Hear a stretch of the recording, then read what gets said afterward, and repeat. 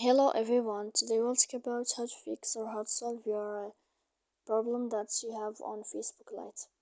To know how to fix or how to solve your Facebook Lite problem, you should just go to settings. Here we click apps, default apps, app settings. Then you will enter to the window of Facebook Lite and we click. After that, in this page of app info, you click on force stop and we click OK. Here we'll enter to the window of storage. Then we click clear cache.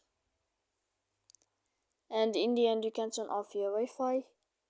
You can wait a moment and you can turn on your Wi-Fi again. And in the end you can turn off your phone. So please don't forget to support us by like and subscribe. See you next time in another video. And thank you for your attention and your watching.